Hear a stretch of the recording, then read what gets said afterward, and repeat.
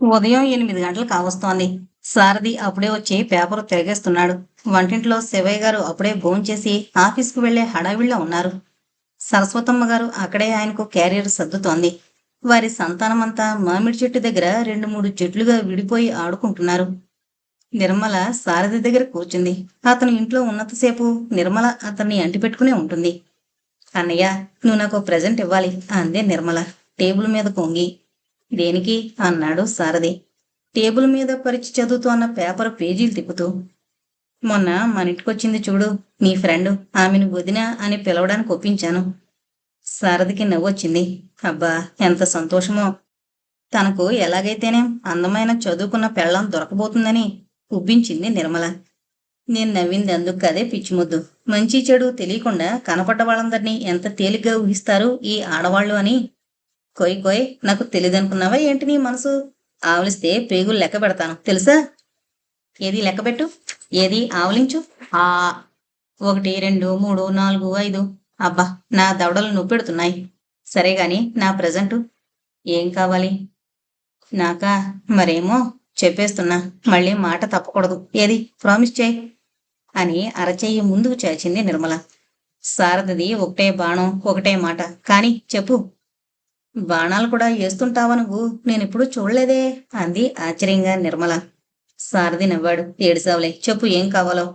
మరి మరి ఎడంచెయ్యి మణికట్టు కుడి చేత్తో రాస్తూ వాచి అంది.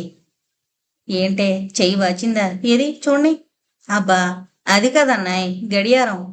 ఇదిగో టైం పీస్ ఉందిగా, ఎన్ని కావాలేం? ఎక్కడికన్నా వెళ్ళినప్పుడు టైం చూసుకోవాలంటే ఎలాగమ్మా అంది నిర్మల కోపం అభినయిస్తూ. దీన్ని సంచిలో పెట్టుకుని వెళితే సరి, నెత్తిమీద తట్లో పెట్టుకుపోతే సరి. అన్నయ్య, కొనవా అని గారాబం పోయింది నిర్మల. ఇంతలో సరస్వతమ్మ గారి సంతానంలో చివరివాడొచ్చి ఆళ్ళమ్మంతున్నాలు అన్నాడు మేడవైపు దారి చూపిస్తూ. సారథి లేచాడు. నిర్మల వెంటపడింది. అన్నయ్య, వాచి కొనిపెట్టవా? వాచి. అలాగేలే, మా అన్నయ్య మంచివాడో అంటూ లేడిపిల్లల గంతులేసింది నిర్మల. సారథి నవ్వుకుంటూ మేడ మీదకి వెళ్ళాడు. మేజర్ చౌదరి గారు కట్టించుకున్నారు ఆ మేడ. అయితే ఆయన ఉద్యోగరీత్యా ఎక్కడెక్కడో తిరుగుతుంటారు. ఎక్కువగా ఆయన భార్య పుట్టింట్లో అంటే ఈ ఇంట్లోనే ఉండిపోతుంది. ఆమె తల్లి తండ్రి కూడా మేడలో కింద భాగంలో ఉన్నారు. శకుంతల మాత్రం మేడ పైననే ఎక్కువసేపు గడుపుతుంటుంది. తండ్రికి కీళ్లవాతం, మాటిమాటికి మేడెక్కలేడు. తల్లికి నెత్తురుపోటు. వాళ్ళిద్దరూ ఎప్పుడూ ముందు వరండాలోనే పడి ఉంటారు. వంట పనంతా ఒక గంట పని ఆ ముసలావిడే చూస్తుంటుంది. ఇక శకుంతలాదేవి మేడ మీద కింద పచారులు చేస్తుంటుంది. కుక్కపిల్లతో ఆడుకుంటుంది. మేడ మీదకు మెట్లు ముందు నుంచి వెనక నుంచి కూడా ఉన్నాయి. సారథి వాళ్ళ రేకుల షెడ్డు వెనక వైపు నుంది గనుక వీళ్ళు మేడెక్కడం వెనక మెట్ల మీద నుంచే చేస్తుంటారు. అందుచేత ఆ వరండాలో పడుండే ముసలి దంపతులకే వీళ్ల రాకపోకలు తెలియవు. తెలిసిన కూతురి మాట ఆర్మీ చీఫ్ ఆర్డర్ లాంటిది. సారథి పైకి వెళ్లేటప్పటికీ శకుంతల సాదరంగా ఆహ్వానించింది. సోఫాలో కూర్చున్నారు. శకుంతల చాలా అందమైన మనిషి అని ఆమంటే గిట్టని వాళ్లైనా ఒప్పుకుంటారు. ఈ అందమైన వాళ్లలో ఇంకొందరున్నారు. వీళ్ళు చాలా అరుదుగా కాని కనపడరు. వాళ్ళు నవ్వినా నవ్వకపోయినా, అలంకారం చేసినా చేయకపోయినా, చివరకు ముడి వేసుకున్నా, జుట్టు విరబోసుకున్నా కూడా అందంగానే ఉంటారు. అలాంటి వాళ్ళు ఏం చేసినా ఆనందంగానే ఉంటుంది. ఇలాంటి వాళ్ళ ఆకర్షణ బలమైన అయస్కాంతం లాంటిది. దాని పరిధిలోకి అడుగు పెట్టిన వాళ్ళను ఇట్టే లాగేస్తుంది, లొంగ తీసేస్తుంది. శకుంతలను చూసినప్పుడల్లా పై మాటలే అనుకుంటాడు సారథి. ఆమె తలంటి స్నానం చేసినట్లుంది. జుట్టు తడితడిగా విడివిడిగా ఉంది. జుట్టు మొదట్లో ఒక రిబ్బన్ ముక్కతో ముడేసి వదిలేసింది. స్లీవ్లెస్ జాకెట్టు ఆమె జబ్బల నుంపుదనాన్ని, తెలుపుదనాన్ని తెలియజేస్తుంది. పాము కుబుసంలాంటి తెల్లని ఫారెన్ టెర్లించేలా ముట్టుకుంటే మాసిపోయేటట్లుంది. ఆమె ఒంటి మీద అసలు నిలిచేటట్లు లేదు. ఊరికే జారి పడిపోతుంది. దేనికో పిలిచారట అన్నాడు సారథి ఆ దివ్య సౌందర్యమూర్తి వంక ధైర్యం తెచ్చుకుని చూస్తూ. మీతో పనుండి అని నవ్వింది. పున్నమి వెన్నెల విరిసినట్లు. చెప్పండి అన్నాడు సారథి ఆమెను తప్ప ఆ గదిలో ఉన్న ప్రతి వస్తువును పరికించి చూస్తూ. మీకెంత ఇష్టం లేకపోయినా మిమ్మల్ని ఇబ్బంది పెట్టక తప్పడం లేదు. పర్వాలేదులేండి, చెక్కిస్తాను, డబ్బు తెచ్చిపెట్టాలి.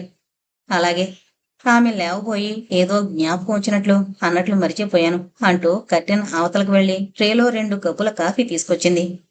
స్నానం చేసి తాగుదామని ఫ్లాస్కులో పోసి తెచ్చుకున్నాను, మరిచిపోయాను అంది అతనికి ఒక కప్పు అందిస్తూ. నాది అయింది అన్నాడు సారథి. పర్వాలేదు, తీసుకోండి. వద్దండి, భోంచేసి ఆఫీస్కు వెళ్ళాలి కదా. మా చేతి కాఫీ తాగకూడదని నియమమేమోలండి అంది నిష్ఠూరంగా.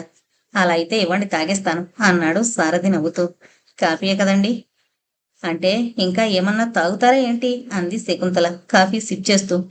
అందరికీ అర్హత ఉండద్దా, అవకాశం ఉండద్దా? మనసుంటే మార్గమే లేకపోతుందా? అసలు విషయాన్ని వదిలేసి మాటల మాటున మర్మ సమాచారాన్ని ఏదో చర్చిస్తున్నామేమోనన్న అనుమానం అతనికొచ్చింది. అంతటితో ఆ సంభాషణ ఆపుచేయడం మంచిదనుకున్నాడు. ఖాళీ కప్పు కింద పెట్టాడు. ఈ రోజుల్లో సురలోక పానీయాలు చౌకయ్యాయి కదండి. స్వతంత్రం వచ్చాక అందరికీ అందుబాటులోకి వచ్చిన మొదటి మధుపానం. కళ్ళు మూసుకున్న వాళ్ళకి కాదుండాయ్, కావాలనుకున్న వాళ్ళకే. ఈయన కలకత్తాలో ఉన్నప్పుడు క్లబ్కు తీసుకెళ్లేవాళ్ళు.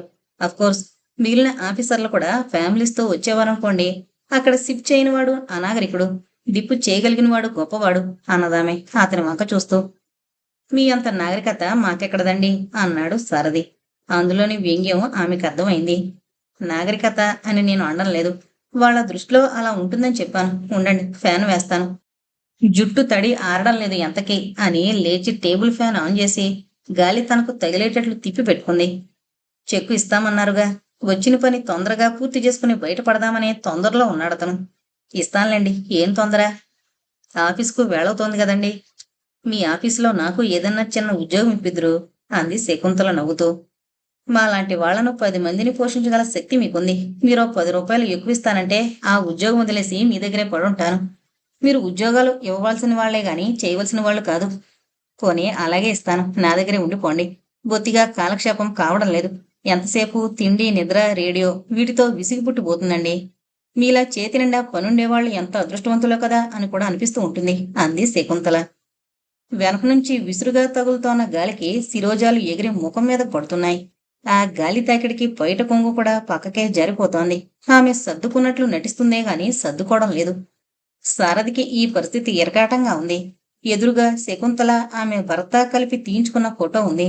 అందులో ఆయన ముక్కు కొంచెం గుంటగా ఉండొచ్చు. మొహం మీద స్ఫోటక మచ్చలతో చర్మం నారింజకాయ తొక్కలా గుంటలు గుంటలుగా ఉండొచ్చు.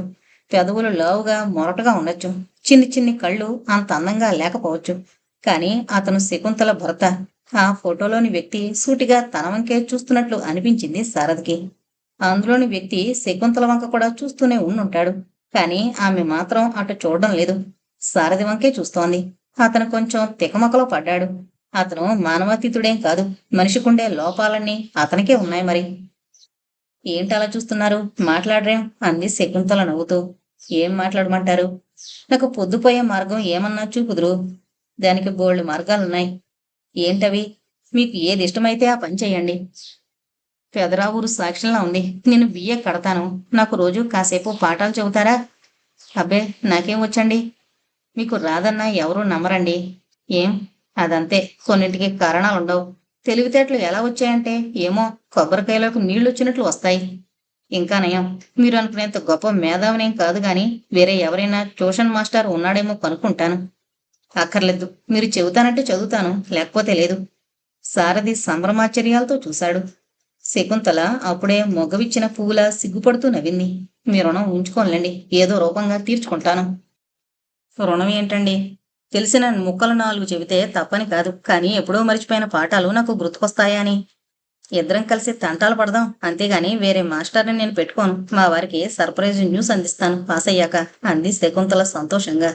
టైం అవుతోంది అని గుర్తు చేశాడు సారథి. ఆమె చెక్కు మీద సంతకం చేసిచ్చింది. 500కు రాసిన చెక్ అది. ఇప్పుడు ఈ డబ్బు తీసుకుని పారిపోతే ఏం చేస్తారు అన్నాడు సారథి కొంచెం చనువు తీసుకుంటూ. ఎక్కడికి పోతారో చెబుదురు, నేను కూడా వస్తాను అన్నదామె నవ్వుతూ.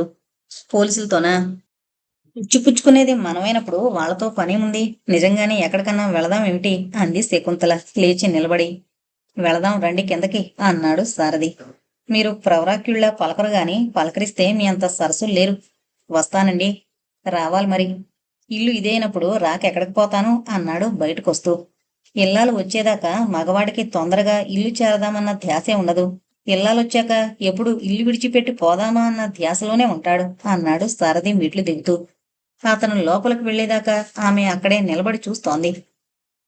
ఎండిపోయిన వాగులోకి వర్షాకాలం వరదొచ్చినట్టు అంతవరకు నిర్జనంగా ఉన్న ఆఫీసులోకి 10:30 ఏటప్పటికి జన సందోహం వచ్చి చేరుతుంది. అక్కడి నుంచి కళకళలాడుతూ కిలకిల్లాడుతూ తిరుగుతూ ఉంటారు అన్ని రకాల మనుషులు. క్షణం సేపు కూడా తీరిక లేనట్లు, ఏదో పెద్ద అవాంతరం రాబోతున్నట్లు అంతా హడావిడిగా అటు ఇటు తిరుగుతూనే ఉంటారు. కానీ సాయంత్రం వేళకు నిలదీసి ఈ వేళ నువ్వు చేసిన పనేంటో చెప్పమని అడిగితే ఏమీ ఉండదు. అసలు ఇదొక లోకం. ఇక్కడ అన్ని రకాల మనుషులు ఉంటారు. మనుషుల్ని తినే మనుషులు ఉంటారు. మీద పడి తింటుంటే మాట్లాడలేని మూగ జీవులు ఉంటారు. ఇక్కడ పాములు ఉంటాయి, నిచ్చెనలు ఉంటాయి. ఆఫీసర్ల ప్రాపకం దొరికితే మెరిట్ అనే నిచ్చెన మీద పైకి పోవచ్చు. వారి ఆగ్రహానికి గురైతే క్రమశిక్షణా చర్యలు, వార్నింగ్లు లాంటి చిన్న పాముల నోట్లో పడతారు. ఒక్కోసారి డిస్మిస్, సస్పెన్షన్ లాంటి పెద్ద పాముల నోట్లోనూ పడతారు. ఇక బయట ప్రపంచంలో కనబడే మనస్తత్వాలు, ప్రయోగాలు అన్నీ ఇక్కడే జరుగుతుంటాయి. ధనంతో న్యాయాన్యాయాల పరకాయ ప్రవేశాలు జరుగుతుంటాయి. ఆశ్రిత పక్షపాతంతో రూల్స్ అనే కట్టడాలు పొగుళ్ళు విచ్చి అవసరమైనంత వరకు సడలిపోతుంటాయి. కష్టపడి పనిచేస్తుంటాడొకడు. పెత్తనం చేస్తూ ఫలితాలు పొందుతుంటాడొకడు. వార్తలు తయారు చేయగలవాడు ఒకడు. లేని వాటిని పుట్టించగలవాడు ఒకడు. పుట్టిన వాటిని ప్రచారం చేయగలవాడు ఒకడు. ఆడది కనబడితే నేలకు అతుక్కుపోయేవాళ్లు కొందరు. క్యాంటీన్లో నుంచి ఎంతకీ ఊడిపడని వాళ్ళు కొందరు. చెయ్యని వాణ్ణి ఏం చెయ్యరు. చేసేవాణ్ణి చూస్తున్నా వదిలిపెట్టరు. ఈ వలయంలో విలయాలు చెలరేగుతుంటాయి. విలాసాలు సాగుతుంటాయి. ఎన్నెన్నో కేళీ కలాపాలు జరుగుతుంటాయి. వీటన్నింటినీ 1000 కళ్ళతో కనిపెట్టే బాధ్యత ఉన్నత పదవుల్లో ఉన్న వాళ్ళ మీదే కాస్త ఎక్కువగా ఉంటుంది. అనుభవం తక్కువైతే మాత్రం వాళ్ళను కూడా పెడదో పట్టించడానికి ప్రయత్నించే శక్తులెన్నో పరోక్షంగా పనిచేస్తుంటాయి. అయితే రాజగోపాలరావు గారు ఆరితేరిన పరిపాలనాధ్యక్షులుగా పేరు తెచ్చుకున్నారు.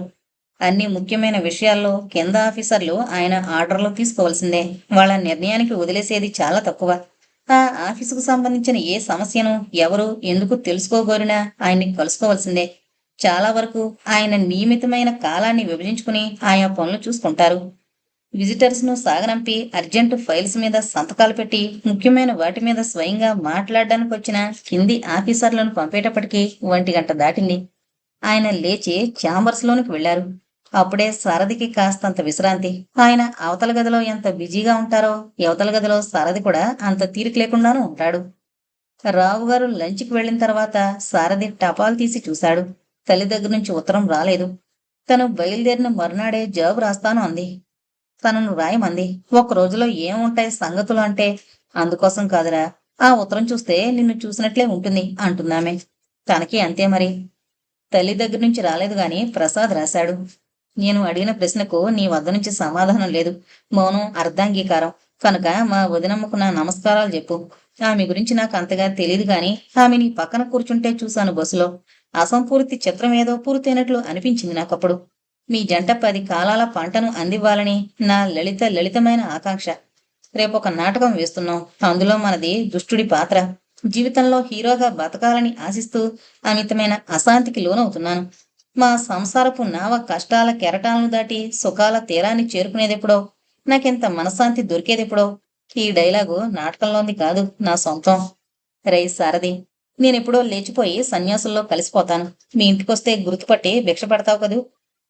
నేను గుర్తుపట్టినా ఒకటే, పట్టకపోయినా ఒకటే. సర్వసంగ పరిత్యాగులమైన మాకు ఈ స్నేహబంధాలు, సంబంధాలు వర్జనీయాలు. నాయనా, నీ సుఖమే నే కోరుతున్నా. ఉంటాను. ఇప్పటి వరకు నీవాడు ప్రసాద్.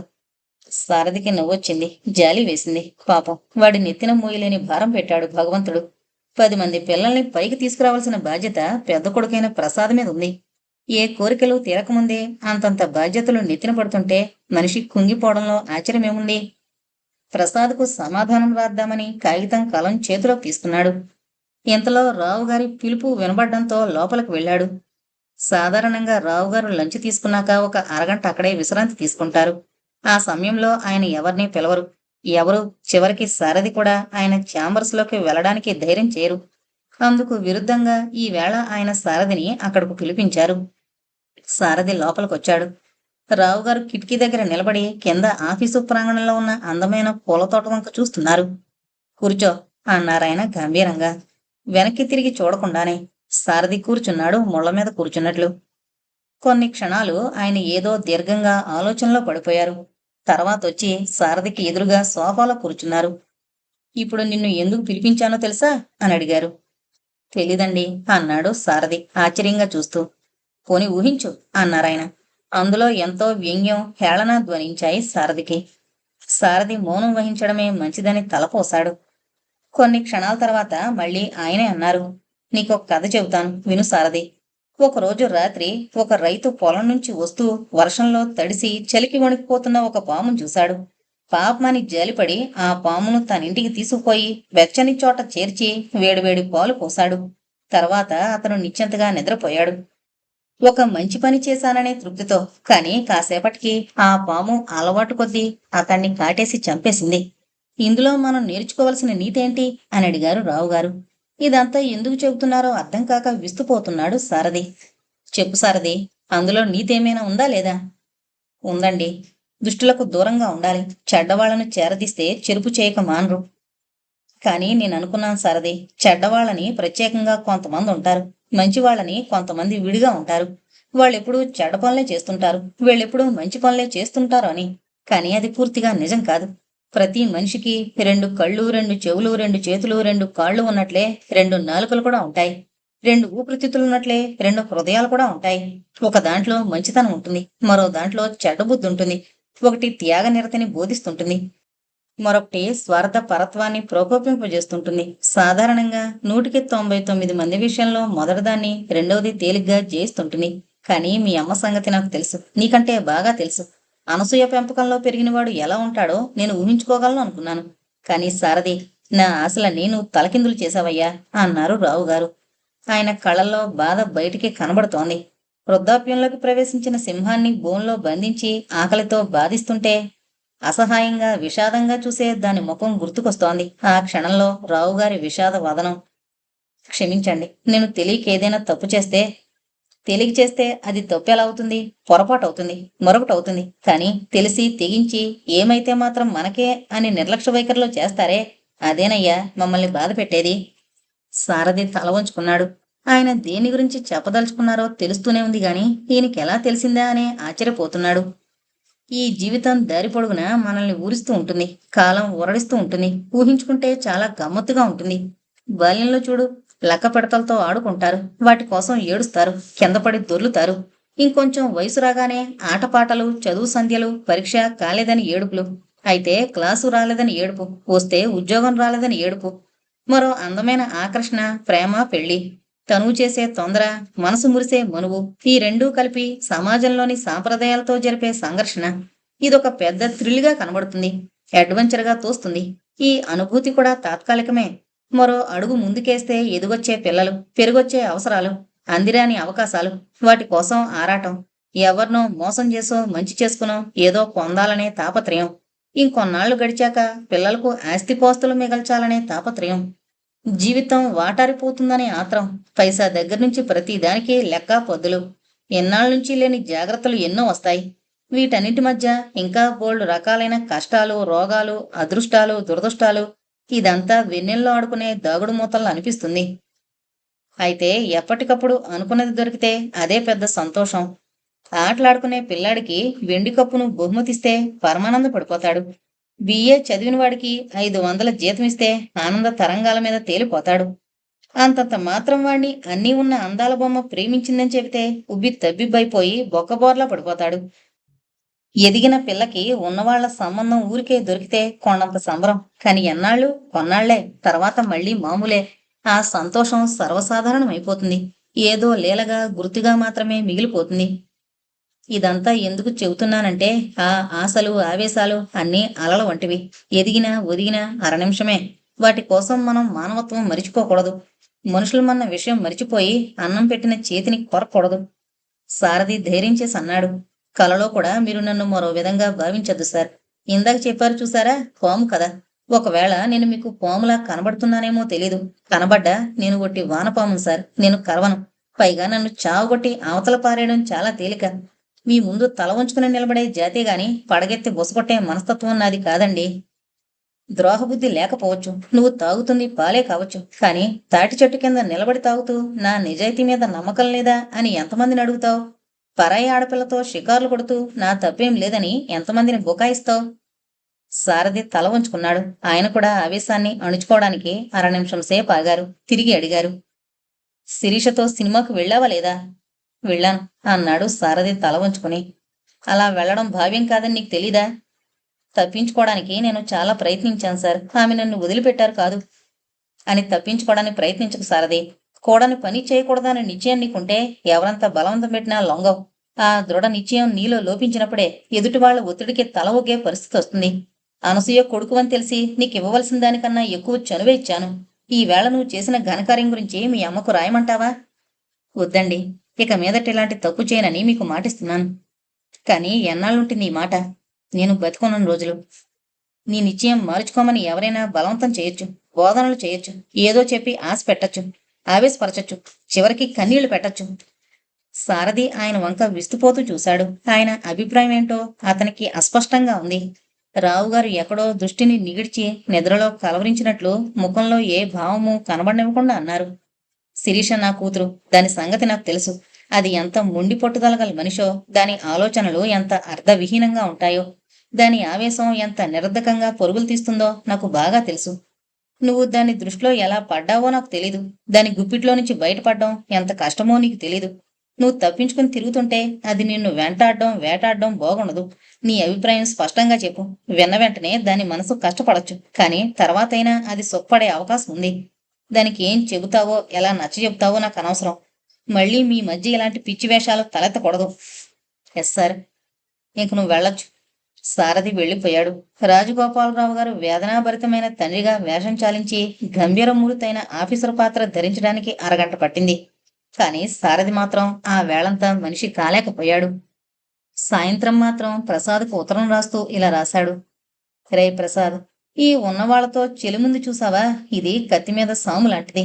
బ్రతకలేని వాణ్ణి వాడి మానాన వాణ్ణి వదిలేయరు. ఊహల పల్లకీ మీదకి ఎక్కమని బలవంతం చేస్తారు. ఎక్కనంటే విడవకుండా రెక్క పట్టుకుని లాగి కూర్చోబెట్టుకుంటారు వాళ్ళకు అవసరం ఉన్నప్పుడు. ఆ అవసరం తీరగానే ఊరేగే పల్లకి మీద నుంచి అంతెత్తు నుంచి కిందకి తోసేస్తారు. కింద పడి వీడు బ్రతుకు బద్దలైపోతే వాళ్ళు నవ్విపోతారా? ఇంతే ఈ అసమర్థుల జీవిత యాత్ర. సారథి ఆ షాకులో నుంచి తేరుకోకముందే మూడో నాటికల్లా ప్రసాద్ దగ్గర నుంచి జవాబు రానే వచ్చింది. డియర్ దేవదాసు, నీ ఉత్తరం చూసి వ్యవహారం ఏదో బిడిసికొట్టిందని తెలుసుకున్నాను. ఏంటో పల్లకిలు ఊరేగింపులను రాసావు. ఈ రోజుల్లో అవి అవుట్ ఆఫ్ ఫ్యాషన్. ఒకటి మాత్రం నేను నీకు గట్టిగా చెప్పదలుచుకున్నాను. మీ ఇద్దరికి ఇష్టమైతే మిగిలిన వాళ్ళ గురించి బాధపడకు బ్రదర్. అర్థం లేని ఆశయాలకు పోయి కావిడికి కొయ్యనోయ్ అని పాడుకోకు. మనకు ఊరంతా మేడలు మేడంత కార్లు అక్కర్లిద్దురా. మనల్ని అర్థం చేసుకుని సర్దుకుపోయే మనిషి మనకు అండగా ఉంటే ఎంత నిండుగా ఉంటుందో ఆలోచించు. మనం ప్రేమించిన వాళ్ళని పొందడం గొప్ప కాదు, మనల్ని ప్రేమించే వాళ్ళని పొందాలి. అలాంటి అదృష్టం పొందడానికి ఎంత పుణ్యం చేసుకోవాలి. వివరాలు రాయకుండా వెధవ కవిత్వం అంతా ఒలకపోసావు. ఆ అమ్మాయి ఆ మాటకొస్తే మరే అమ్మాయి అయినా సరే కోరి నిన్ను చేసుకుంటానంటే మాత్రం మనసు కష్టపెట్టద్దు. చాలురా, ఈ జన్మకి అదృష్టం చాలు. అవివేకంతోనో అహంకారంతోనో చేతికి దొరికిన విలువైన వజ్రాన్ని విసిరి పారేయద్దు. తర్వాత గులకరాళ్లను ఏరుకుని గతాన్ని తవ్వుకుని ఏడ్చే లాభం లేదు. ఇక పెద్దల మాటలంటావా? ఎవడు పెద్ద ఎవడు చిన్న? 18 ఏళ్ళు నిండిన ప్రతివాడు పెద్దే. ఈ వద్దు అంటున్న పెద్ద మనుషులంతా వాళ్ళ పెళ్లాల్ని ప్రేమించకుండా ఉంటున్నారా?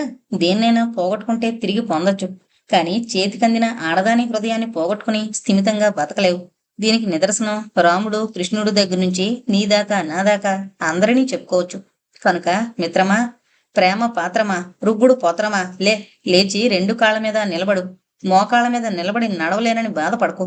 ఈ కష్ట సమయంలో నీకు నా సానుభూతి కావాలంటే ఏ సాధువు దగ్గరన్నా తీసుకుని విభూతి కూడా పంపుతాను. ఏం చేయను? నేను రాలేను. ఈ భారతదేశంలో పరంపరలుగా తరతరాలుగా విలసిల్లుతోన్న దుర్భర దారిద్ర్య ప్రకర్షమునకు ప్రతీకను నేను. ఇప్పటికింతే సంగతులు. మీ సమైక్యం గురించి గాని వేరపాటు ధోరణుల గురించి గాని ఏ పత్రికలోనూ రావు గనుక నువ్వే ఉత్తరం రాయాలి. మర్చిపోకు ప్రసాద్. సారథి నవ్వుకున్నాడు.